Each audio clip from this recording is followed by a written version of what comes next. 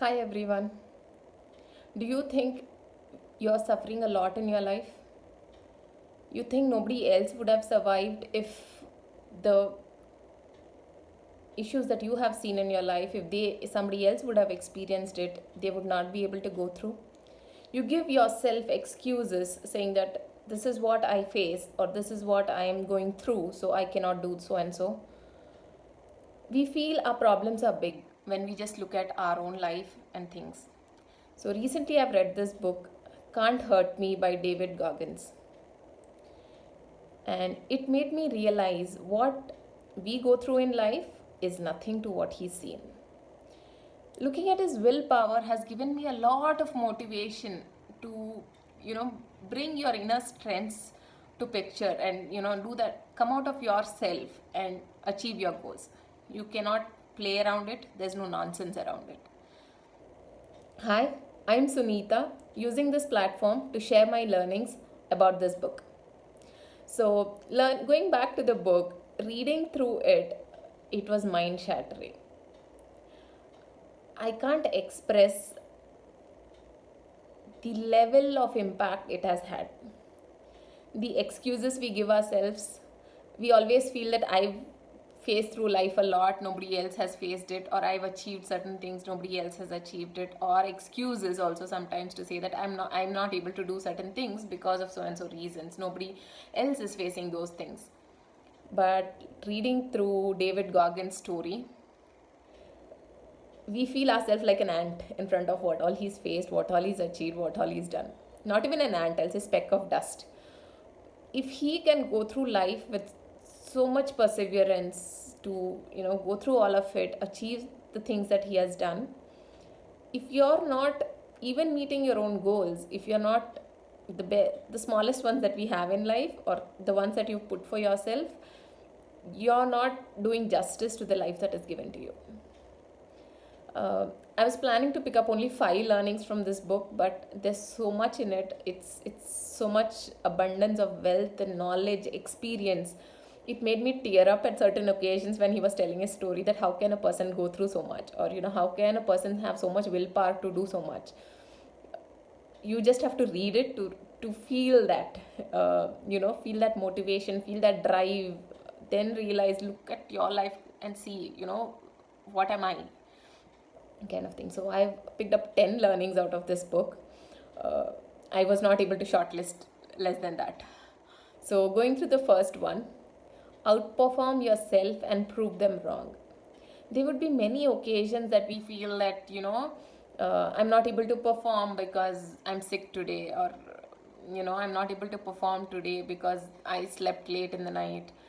There's so many things, and we give chance to others to say to us that, you know okay, I did expect this person not to perform, and we justify ourselves saying that, yeah, let the person feel like that, but I know the reason and here's the reason. So you have an excuse always ready in your brain so that you don't feel guilty about it. But have you really thought, can I really outperform myself? It's not for the others, it's just to prove to yourself that you're capable of doing things.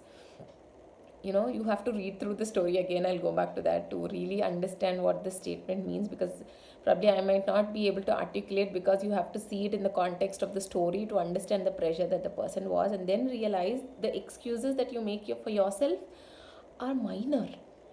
you know uh, so you have to outperform yourself and prove others wrong. Don't give excuses saying that, okay, they have expected and here's why.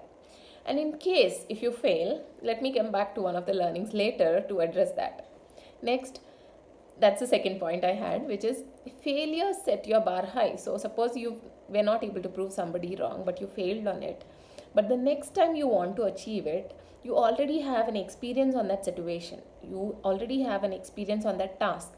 So you're not starting from ground zero. You're starting from a level up. And it's easier to achieve whatever goal you have for yourself. So don't give up.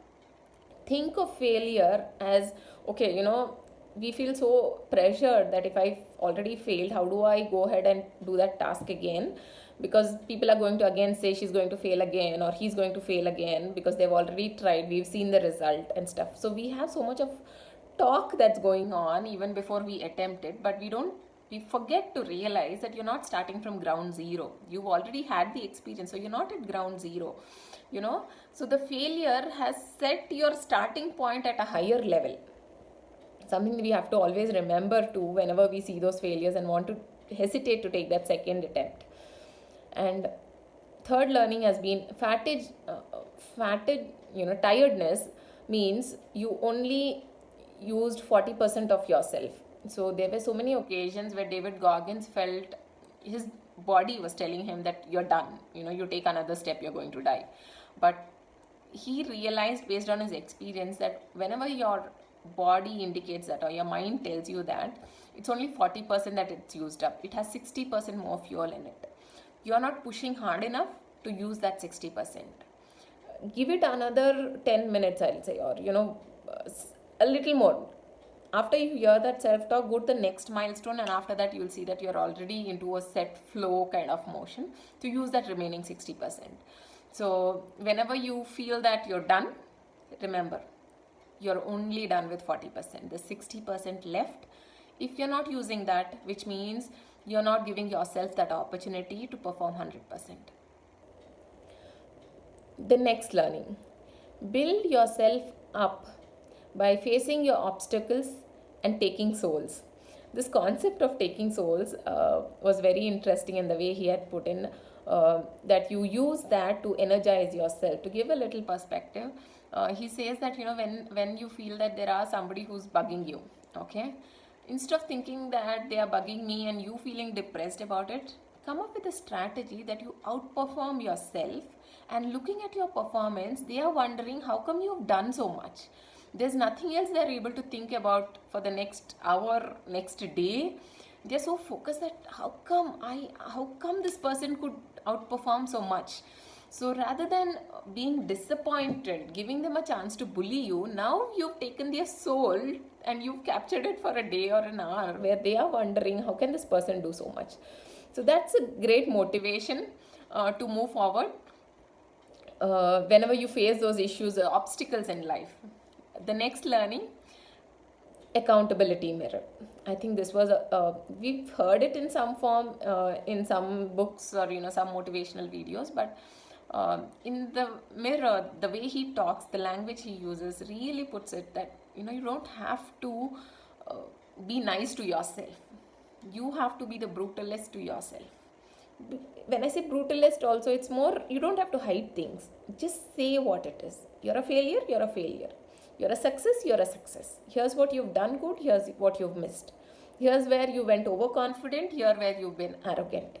So that accountability mirror, where you stand in front of a mirror and talk straight to yourself. I am talking to Sunita, I'm not talking to anybody else. There's nobody else.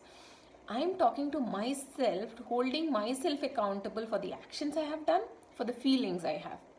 So that's a great idea. I think I'll be using it in those tough situations when I really want to keep myself straight. That was one learning.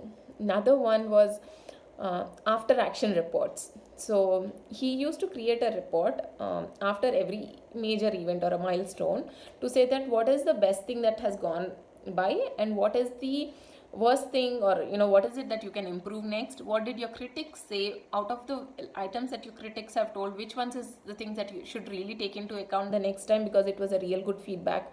Which was it that you can ignore? How did you feel about it? What did your body say? How was your preparation towards it? So the entire concept, we do say that we have to go back and retrospect, but doing it in this format where he's very particular about it. He does it after every milestone that he's achieved, and he keeps the track of that learning and places it into his daily habit routine, that okay, here are the things that I have to improve on, and he adds that to his list the very next day.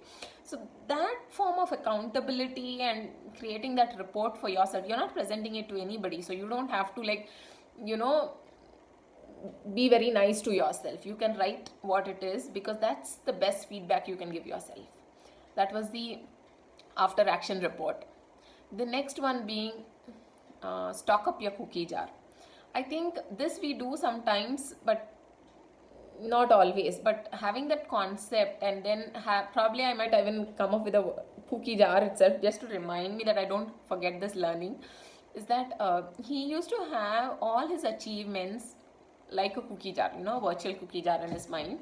And any time in those milestone or in his tracks, when he gets very low, he's about to give up, when his 40% is reached and his mind starts to say you can't go ahead, so he goes back based on the action report to say that here are the incidents where I was able to surpass myself, where I was able to outperform myself, or I have done so much in spite of so much of obstacles in life. So that gives you an instant motivation. It's like your energy bar at that moment, instant. Because if I could do that, why not I can't do this? Let me take that next step. Why am I hesitating at this 40%? Let me give 10 more percent.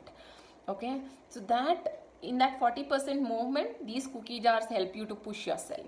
So that was a very good analogy, and he's done it. So it's not something out of just the theory, but he's practically done it multiple times in the book. And how it can propel you just to that next 10%, so that you get into the flow of getting to your 100%. So that was the next learning, cookie jar. Next one, understand your why, because you are only strong when you have a clear why in life. Because there will be multiple occasions where you question yourself, you doubt yourself, you want to give up at that 40%.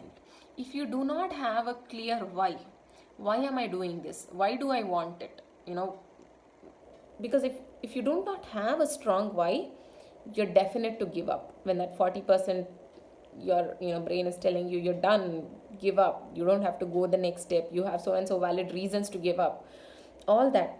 If you do not have a strong why of why you're doing that task, then you will not be able to get through it.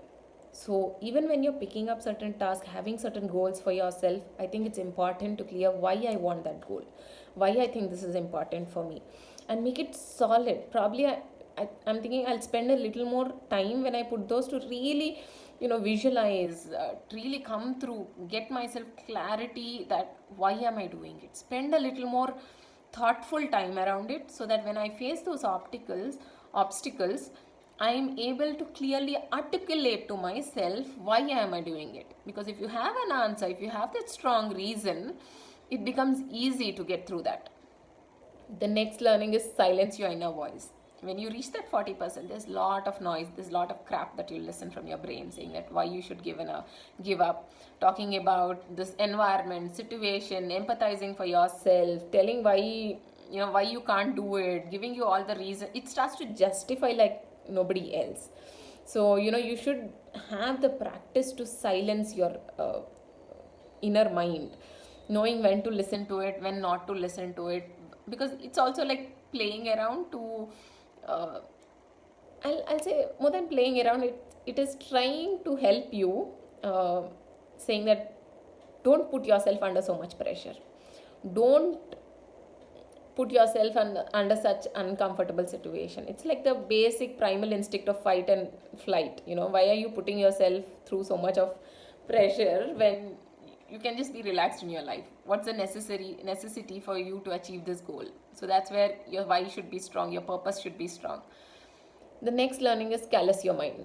So when the self-talk goes on, until or unless you've done that practice multiple times, you've not overachieved multiple times, you've not been able to do that self-talk multiple times, then you are really prepared that okay, I think I'm reaching my 40%. I know my mind is going to talk now, giving me all these reasons, but I am ready with all my answers of here's my why I'm going to do it, here's my next milestone which I'll do it, here's my cookie jar ready. So if you've done this a lot of times, that is when your mind also becomes callous. I think the 40% it will naturally be, the next time it might do it at 50%, because you start, like a rubber band, you'll be stretching your mind already. So I think callousing your mind is important. If not, because not only from your mind, you will start hearing it from your friends, relatives, everybody, that why are you pushing yourself so much? And that's when it's easy to give in to that thoughts, until or unless you've calloused your mind so hard that you are set. Your commitment to your why is very clear. Next one is taking ownership. Even if it's a failure or a success, or you're trying the next time, nobody else can own that results. It's going back to the accountability mirror, I'll say. You might have your reasons why you've not achieved it, why you did it. Stand in front of the accountability mirror and take ownership of whatever it is. Just create your action report. Be very truthful of what's gone wrong or what's gone right. Where can you improve next? If you don't do that for yourself, there's nobody else who's doing it for you. So the ultimate ownership of you achieving things, of what you do in your life, what your why is, what your purpose is you. Nobody else can fulfill the purpose for us. So I think there were very solid learnings from this particular book. Very insightful, very thoughtful. I'm thinking I'll read it again, but it's, even when I had to go through the audio version, it was 12 hours. So that's a long time, but I think I have to somehow remember to come back to these learnings, because I think this video might help me for that. But a lot of learning. These were just the 10, but there were many more in the book, which really puts you on an edge. That, what am I doing? David Goggins went through so much. He achieved so much in spite of it. What are you? Where's your life? Where's your action plan? Where's your effort? Where's your ownership? My God, I can't tell you until you've gone through with him about his journey in the book. I highly recommend you all to read this. It makes you question your life in a good way. That you have to go achieve what you are put on this earth for. That's been my learning. Any of y'all have read this book, I'll be really happy to see which were the parts that moved you, which were the parts that really stuck to you. What are some of your learnings out of this book? With that, thank you for listening, and hope all these learnings help you and push you to read this book. Mostly I don't push people to, or I don't ask people to read a book, but this one has a profound impact on me. I think you'll have to read this book. With that, happy learning. Good day.